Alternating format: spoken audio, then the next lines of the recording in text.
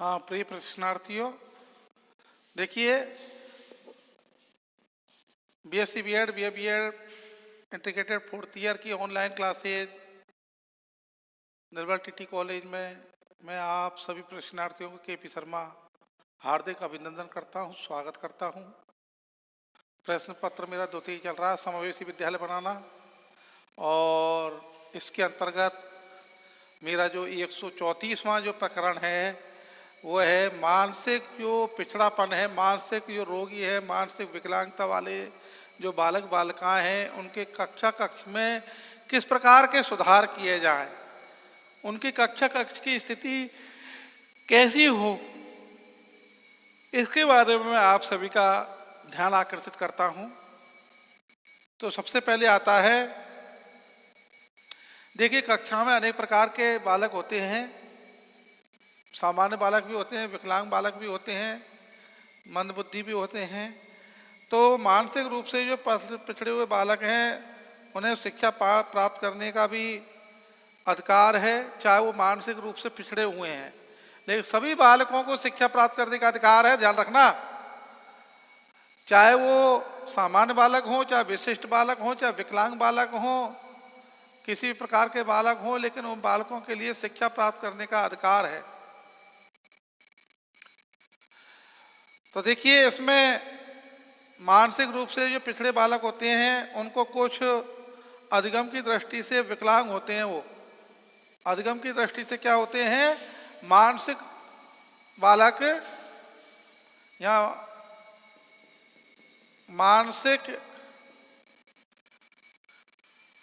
मानसिक पिछड़ापन जो बालक बालिकाएं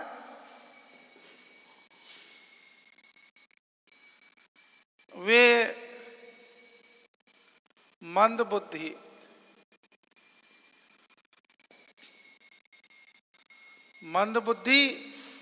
तो होते ही हैं।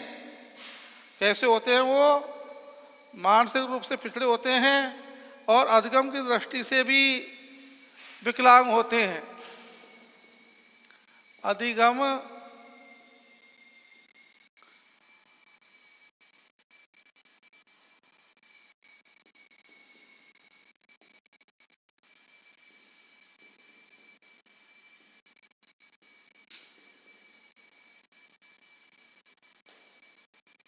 अधिगम की दृष्टि से क्या होते हैं? पिछड़े होते हैं। मानसिक पिछड़ापन जो बालक होते हैं वो मंदबुद्धि होते हैं, और उससे क्या होते हैं? वो बालक पिछड़े हुए। तो अधिगम की दृष्टि से क्या होते हैं? पिछड़े हुए होते हैं वो ऐसे बालक। अधिगम की दृष्टि से क्या होते हैं साहब? पिछड़े हुए होते हैं, विकलांग होते हैं। ऐसे बालकों के लिए लचीली शिक्षण व्यवस्था अपनाई जानी चाहिए। हाँ, ऐसे बालकों के लिए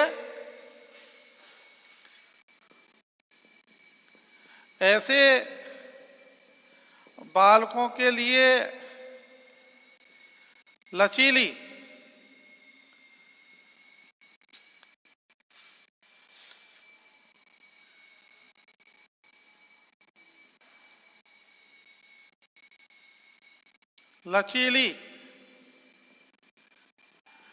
शिक्षण व्यवस्था होनी चाहिए। मतलब सामान्य बालक की और वैसे बालक की व्यवस्था में अंतर होना चाहिए। कैसी होनी चाहिए? ऐसी लचीली होनी चाहिए उनकी व्यवस्थाएं। सामान्य बालक से कैसी होनी चाहिए? लचीली होनी चाहिए। इसका विशेष ध्यान रखना चाहिए। खेल तथा आराम के लिए संतुलित उनका भी संतुलन होना चाहिए, खेल और आराम के लिए भी। और मानसिक रूप से उनको पिछड़े हुए जो बालक हैं उनको आराम की अधिक आवश्यकता होती है। मानसिक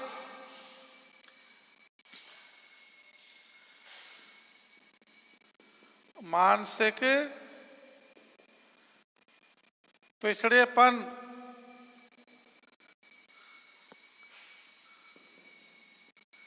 बालकों को आराम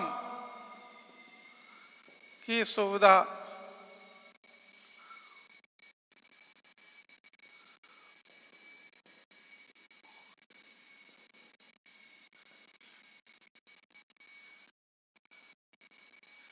आराम की अधिक आवश्यकता होती है ऐसे बालकों के लिए, इसलिए आराम की क्या होनी चाहिए, कक्ष में, ये नहीं बिस्तर कर दिया ऐसा नहीं, लेकिन कुछ समय के लिए उनको रिलैक्स दिया जाए, आराम करने के लिए उनको ऐसे प्राथमिक कक्षाओं को, उन आवश्यकताओं को, विशेष अधगम जो स्थितियां हैं उनको, गतिविधियों को देखा जाए, समझा जाए, उनकी रुचि के अनुसार जब उनकी कार्य करने की क्षमता हो, जब वो तैयार हो तभी उनसे कार्य लिया जाए।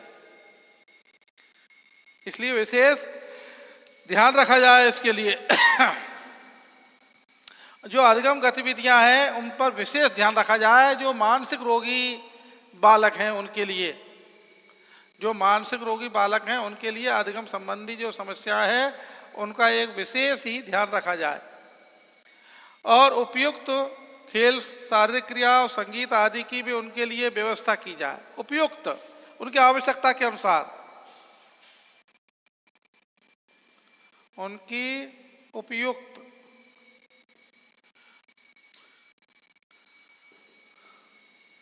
संगीत,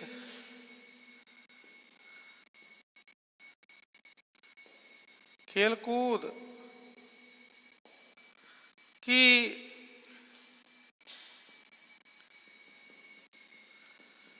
व्यवस्था की जाए।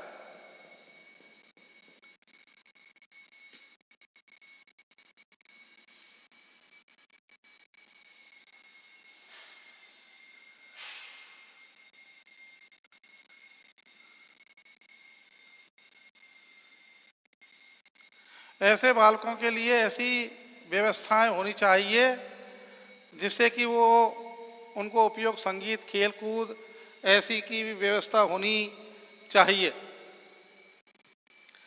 ऐसे बालकों के लिए समावेश होना चाहिए, गीत, संगीत, खेलकूद इनका समावेश होना चाहिए, व्यवस्था हो या उपयुक्त व्यवस्था की जाए या समावेश किया जाए।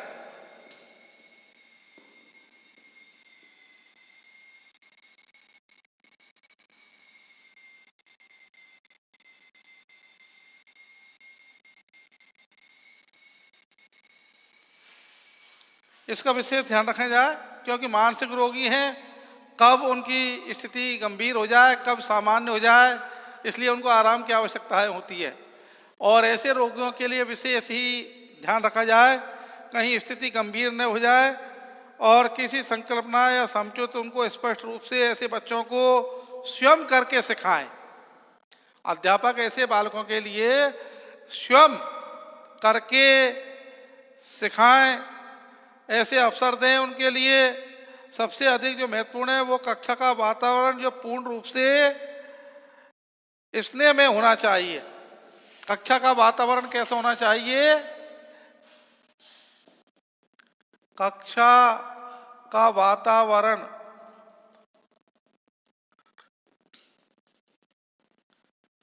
स्नेहपूर्ण स्नेहपूर्ण होना चाहिए।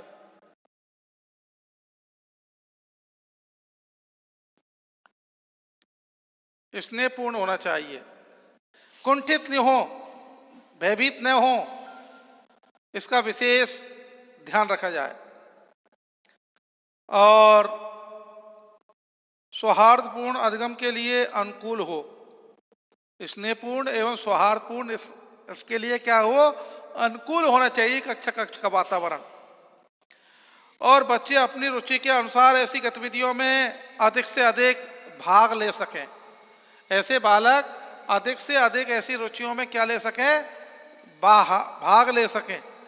और उनके लिए ऐसी गतिविधियां होनी चाहिए, उनको नेत्रों के संचालन के बीच तालमेल की आवश्यकता होती है। ऐसे बालकों के लिए नेत्रों की तालमेल की आवश्यकता होती है।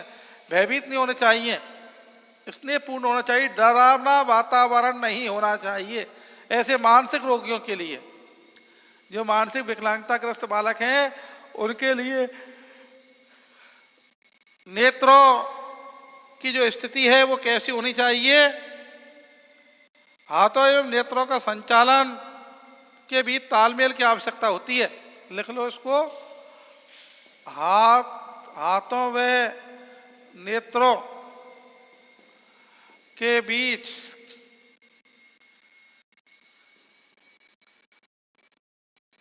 तालमेल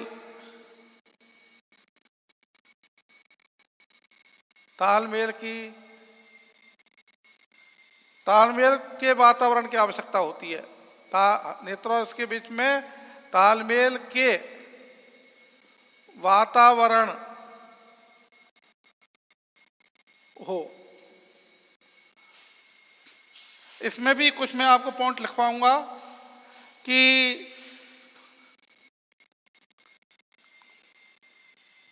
जो मानसिक उनके लिए भी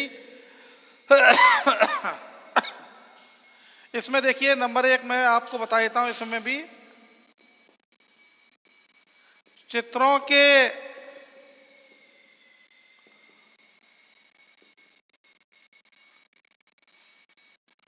माध्यम से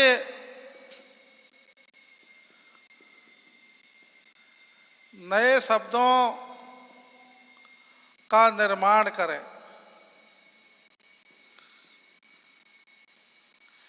चित्रों के माध्यम से बताएं कि ये चित्र किसका है।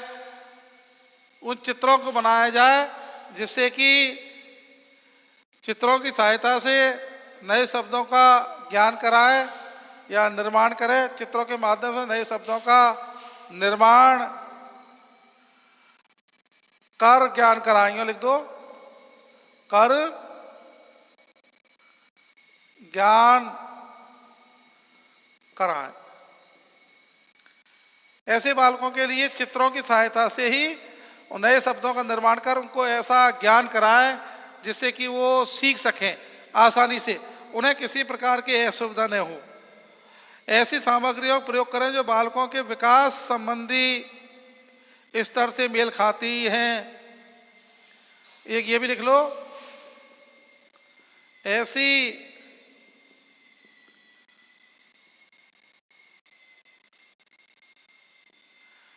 सामग्री का उपयोग करें जो ऐसी सामग्री का उपयोग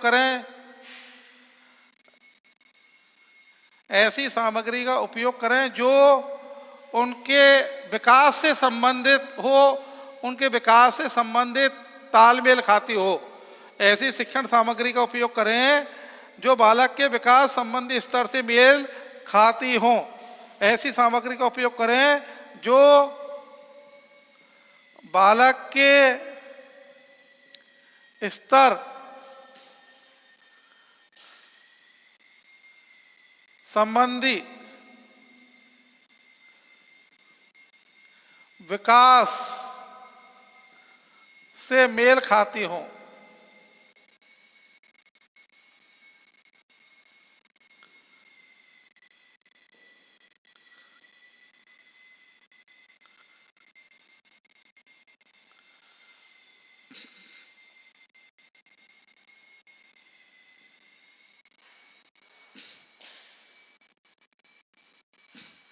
ऐसी सामग्री का उपयोग किया जाए साहब।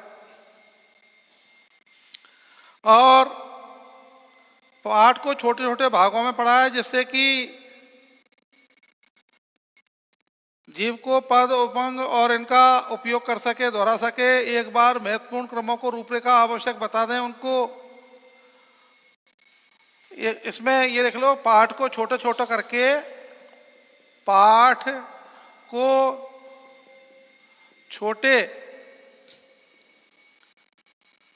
छोटे भागों में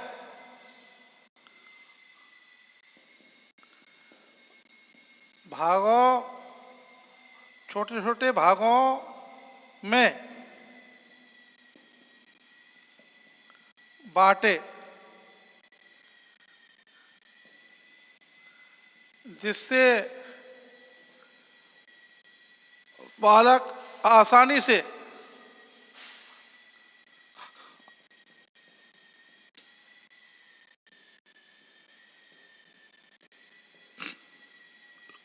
समझ सके।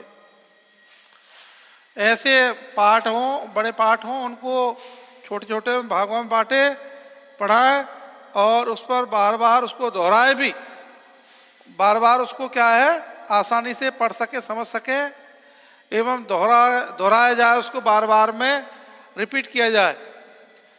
और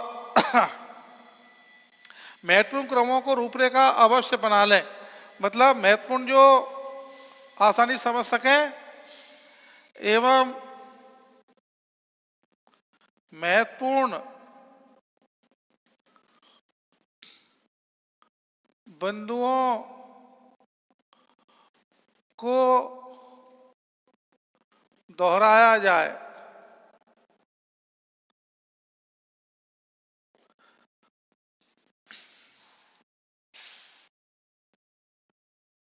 महत्वपूर्ण बिंदुओं को इनको क्या करा जाए, दोहराया जाए, ऐसा अपनाया जाए इनको।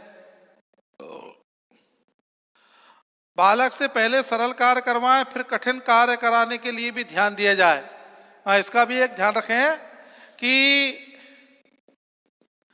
बालक से पहले सरल कार्य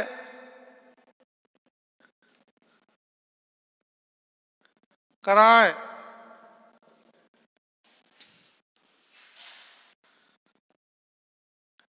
एवं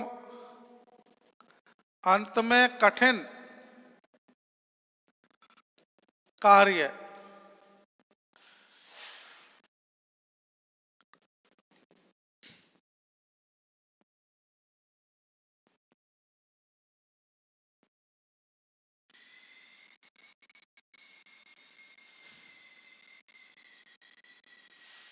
बालक पहले सरल कार्य कराएं एवं अंत में कठिन कार्य कराएं।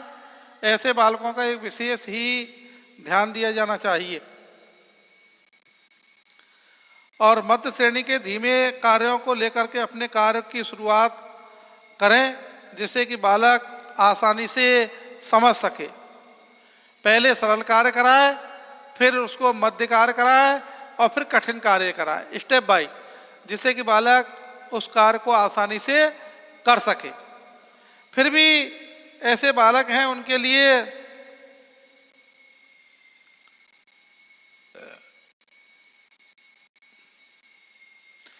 तो ऐसे शिक्षा देते समय ऐसे बालकों को गतिविधि आधारित ये लिख लो, ऐसे बालकों को गतिविधि आधारित शिक्षण कराएं।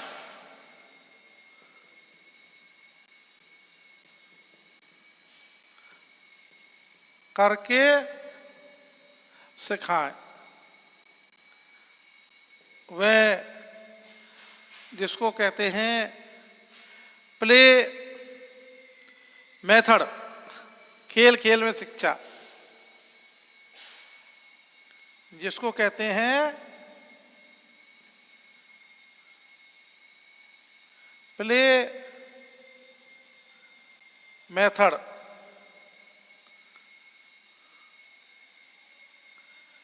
प्ले मेथड अर्थात उसको क्या है, खेल में ही शिक्षा सिखाएं।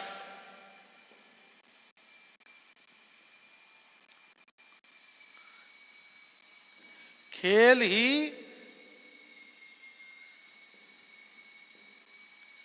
खेल में शिक्षण।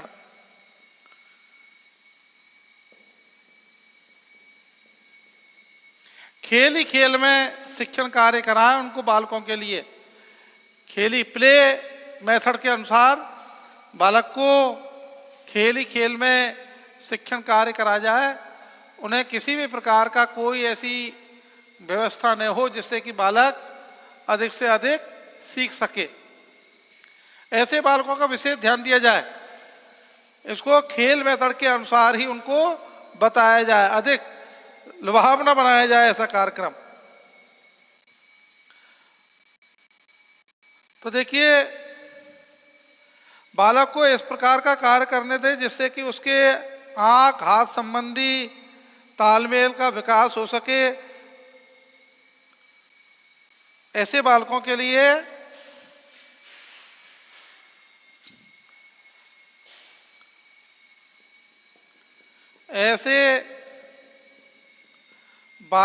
लिए हाथ व आंख, हाथों व आंखें का अधिक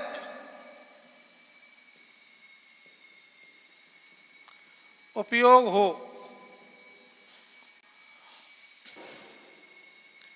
जैसे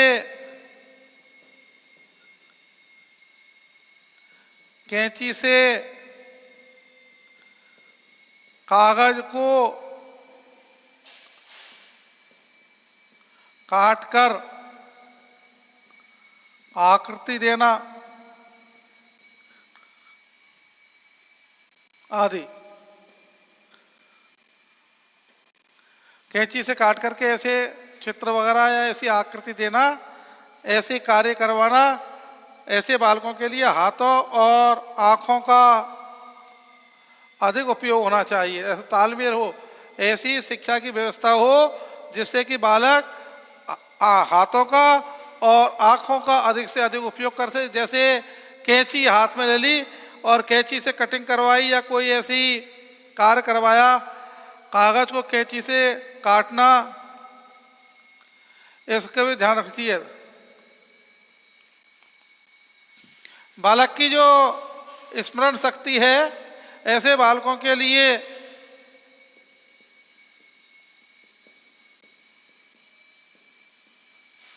स्मरण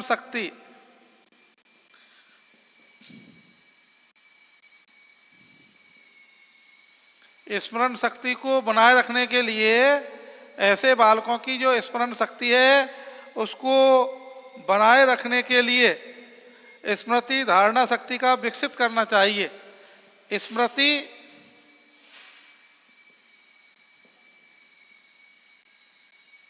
व धारणा शक्ति ऐसे बालकों को स्मरण शक्ति को स्मृति व धारणा शक्ति का अधिक उपयोग हो एवं बार बार दोहराया जाए।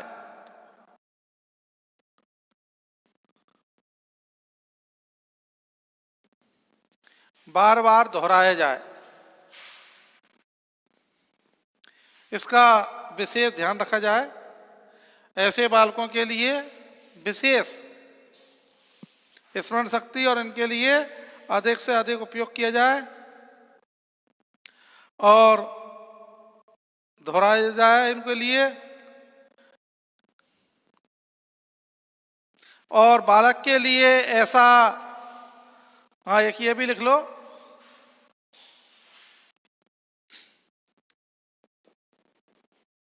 बालकों को ऐसा प्रशिक्षण, बालकों को ऐसा प्रशिक्षण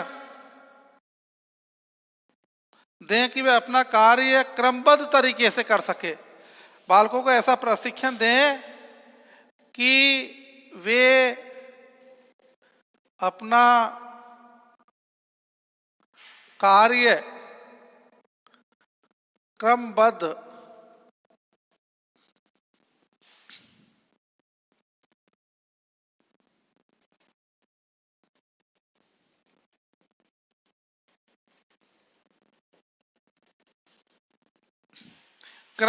तरीके से कर सके, ऐसा उनके लिए व्यवस्था की जाए, कार्य करें, तरीका बताएं ऐसा क्रमबद्ध तरीके से। इस प्रकार से बालक की विश्लेषण व समस्या समाधान विधि हैं, उनकी क्षमता का विकास होगा। जैसे बालक को फ्लैश कार्डों के माध्यम से अर्थपूर्ण कहानी, चाय बनाने के तरीके गलत क्रम से रखें और उन बालक को सही क्रम से फ्लैश कार्डों को, कहानी को पूरा करें। मतलब फ्लैश कार्ड के तरीके, फ्लैश कार्ड को कहानी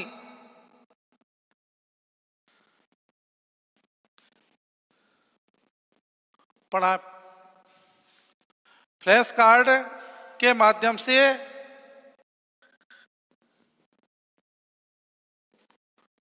कहानी से पढ़ाया जाए, ये भी है। ऐसे फ्लैश कार्ड बता दें और उनको कहानी के माध्यम से ऐसे बालकों को अधिक से अधिक पढ़ाया जाए। फ्लैश कार्ड के माध्यम से उनको जमा व्यवस्थित करते पहले, फिर उनको व्यवस्थित किया जाए, उनको बताया जाए कि आप इस प्रकार से करें। अध्यापक को सहायक सामग्री के माध्यम से एकाग्र शक्ति को विकसित करें। देखिए, बालक को चित्रों की संख्या दे करके ऐसे बालकों को चित्रों की संख्या के द्वारा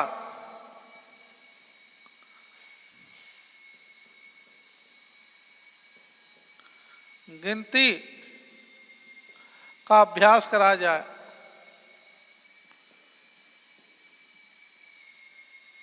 अध्यापक के द्वारा ऐसे चित्र दे दी जाए, बालक को चित्रों को छटवाएं कि 5 इधर 5 इधर 2 इधर। तो इस प्रकार से वो चित्रों को अगर हटाएगा बालक, तो ऐसे बालकों के लिए गिनती की व्यवस्था होगी। और जब गिनती की व्यवस्था होगी तो ऐसे बालकों को चित्रों की सहायता के द्वारा गिनती का अभ्यास कराएं। और उनको ऐसे बालकों के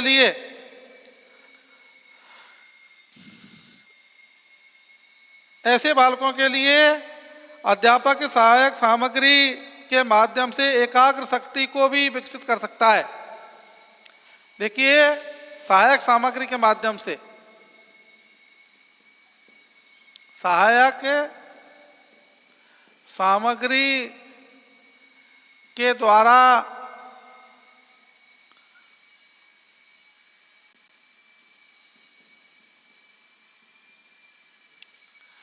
सहायक सामग्री के द्वारा एकाग्र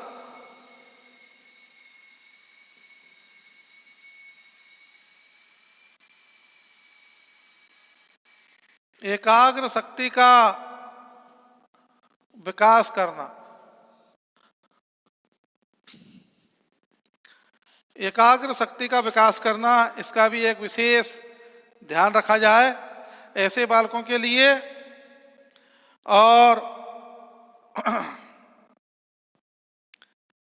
कार्य सारणी में जल्दी से परिवर्तन न करें। हाँ, जो बालक की विकास करना, एकाग्र शक्ति का विकास होगा सहायक सामग्री के द्वारा। एक और लिख लो, 11वां कार्य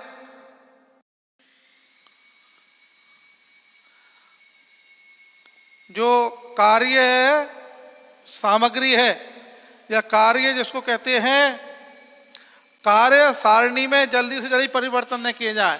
कार्य सारणी में जल्दी जल्दी परिवर्तन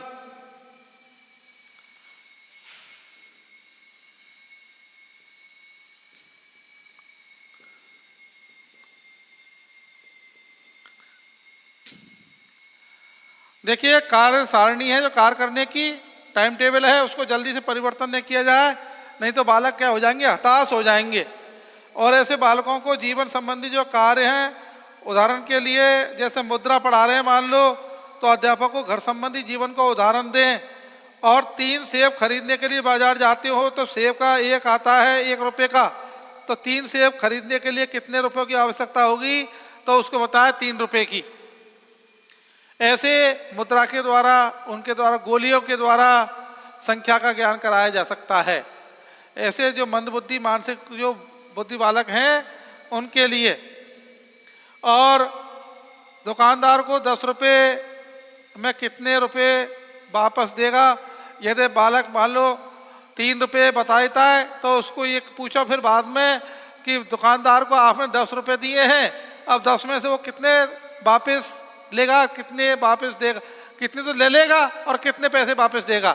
तो 10 रुपये में से मान लो उसने 3 रुपये के खरीद लिए और 7 रुपये वो वापस देगा। ऐसे प्रकार से उनको बताया जाए। ये भी इस प्रकार से विशेष ध्यान रखा जाए ऐसे बालकों के लिए। तो मैं आपको पुनः जो मानसिक पिछड़ापन, मानसिक विकलांगता के जो कक्ष में सुधार हैं, तो मानसिक पिछड़ापन जो बालक होते हैं उनको मंदबुद्धि या अधिगम की दृष्टि से पिछड़े बालक होते हैं। वो ऐसे बालकों को लचीली शिक्षण व्यवस्था होनी चाहिए, कठोर नहीं। और मानसिक पिछड़ेपन बालकों को आराम की सुविधा होनी चाहिए। उनके लिए उपयुक्त संगीत, खेल कूद की उनकी समावेशन की व्यवस्था की जाए। कक्षा का वातावरण स्नेहपूर्ण होना चाहिए, भयपूर्ण नहीं, भयमुक्त। और हाथों नेत्रों के बीच में ऐसा तालमेल हो जिससे कि बालक अधिक से अधिक अध्ययन कर सके, रुचि ले सकें, डरावना न हो, इसका विशेष ध्यान रखा जाए। तो देखिए, चित्रों के माध्यम से नए शब्दों का निर्माण कराया जाए, चित्रों को बना करके नए शब्द बनाए जाएं। जैसे तिरंगे का वो बना दिए चित्र और तिरंगे से उसको एडजस्ट किया, भारत लिख दिया, तो उसको ज्ञान कराया जाए। ऐसी सामग्री का उपयोग करें जो बालक के स्तर संबंधी विकास से मेल खाती हो। अगर प्राइमरी का बालक है तो प्राइमरी की सामग्री का, और मान लो मिडिल का है तो मिडिल की सामग्री का उपयोग करें उसके स्तर के अनुसार। ये नहीं 10वीं क्लास का डायरेक्ट रख दिया, 8वीं क्लास का रख दिया। प्राइवेट सेक्शन का कक्षा 3 का बालक है तो मान लो किस प्रकार से वो सीख पाएगा। कहानियों के माध्यम से, इसके माध्यम से होना चाहिए। और कहानी भी ऐसी होनी चाहिए जो उसकी रुचिपूर्ण हो, डरावनी न हो, भयभीत करने वाली न हो। पाठ को छोटे छोटे भागों में विभाजित कर लें जिससे कि बालक उसको आसानी से समझ सके और जो महत्वपूर्ण बिंदु हैं उनको दोहराया जाए। बालक से पहले सरल कार्य करवाएं, फिर मध्यम और अंत में कठिन कार्य करवाए जाएं जिससे कि बालक सीख जाए तब स्तर के अनुसार। और ऐसे बालकों को गतिविधि आधारित शिक्षण कराएं जिसको प्ले मेथड कहते हैं, खेल में ही खेल में शिक्षण। और ऐसे बालकों के लिए हाथों और आँखों के आधारित उपयोग करें, जैसे कैंची से कागज काट करके आकृति प्रदान करना और उसको बताना। ऐसे बालकों को स्मरण शक्ति और स्मृति व धारणा शक्ति का अधिक से अधिक उपयोग किया जाए, दोहराया जाए, बार बार रिपीट करा जाए। बालकों को ऐसा प्रशिक्षण दे कि वो अपना कार्य क्रमबद्ध तरीके से स्वयं कर सके, किसी पर आश्रित न हो। और उनको प्ले कार्ड और इसके तरीके से उनको जमाया जाए, काटा जाए। और ऐसे बालकों को चित्रों की संख्या के द्वारा उनको गिनती आदि की व्यवस्था की जाए। जैसे 3 चिड़िया का चित्र बना दिया और तीनों पूछा कि ये कितनी चिड़िया हैं। इसी प्रकार से सहायक सामग्री के एकाग्र शक्ति का विकास करना, ये भी बालक के लिए है। और ऐसा जो कार्य सारणी है उसको जल्दी से जल्दी परिवर्तन नहीं किया जाए, उसको कार्य सारणी को थोड़ा लंबा चलाया जाए, मध्य सेशन तक तो कम से कम। और जैसे उनको अंकों के माध्यम से, चित्रों के माध्यम से बताया जाए। जैसे बालक को 10 रुपये दे दिए, 10 में से उसने 3 रुपये का खरीद लिया तो उसको कितने वापस देगा दुकानदार, ये ऐसे उदाहरण दे करके उसको समझाया जाए। गणितीय ज्ञान, समय का ज्ञान, सामाजिक ज्ञान उसको ऐसी प्रकार से उसके स्तर के अनुसार कराया जाए। विशेष ध्यान रखा जाए इसका, शिक्षक उसकी विशेष ध्यान रखे उसके स्तर के अनुसार। और जल्दबाजी नहीं करें, उसको भयभीत न करें, उसको स्नेहपूर्ण वातावरण का, तो मानसिक रोगी अधिक से अधिक लाभ ले पाएगा कक्ष में। मानसिक रोगी के लिए तो बहुत अधिक एक कुशल शिक्षक की आवश्यकता होती है, इसका विशेष ध्यान रखा जाए। और मैं मेरे इस कार्य को, इस समय की अवधि को देखते हुए मैं अब यहाँ मानसिक पिछड़ापन विकलांगता कक्ष में जो सुधार है इसको मैं यहीं स्थगित करता हूँ। आप सभी के लिए बारंबार धन्यवाद।